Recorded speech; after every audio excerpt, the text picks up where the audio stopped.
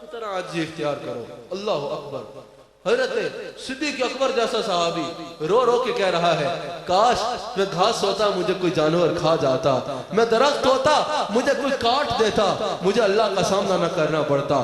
تو جو ہے عبادت میں تکبر کرتا ہے. عمر فاروق جیسا صحابی جس کے بارے میں حضور علیہ السلام نے فرمایا میرے بعد نبی ہوتا تو عمر ہوتا, جس کے بارے میں حضور علیہ السلام نے کتنی احادیث بیان فرمائی, وہ عمر کہہ رہا ہے آخری وقت میں کہ کاش میں تنکا ہوتا مجھے دنیا میں ہی نہ پڑتا, میں اللہ کے حضور کیا منہ لے کے جاؤں گا.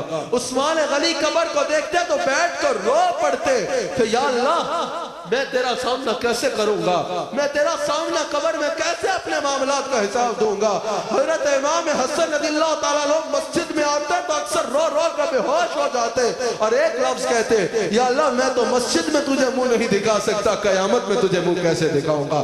جو اصل عابد ہوتے ہیں حضرت سیدنا زین العابدین رضی اللہ تعالیٰ عنہ مطاب میں رو رو کر بے ہوش ہو گئے, یا اللہ میرے گناہ تو بارش کے قطروں سے زیادہ ہے, میرے گناہ یا وہ ہے کہ اگر ان کو گناہگار کہو گے تو تمہارے پلے کچھ نہیں رہے گا, وہ ایسے یہ وہ ہے جن کا باپ جنت کا سردار ہے. رو رو کے کہہ رہے ہیں یا اللہ مجھے معاف کر دے, مجھے معاف کر دے.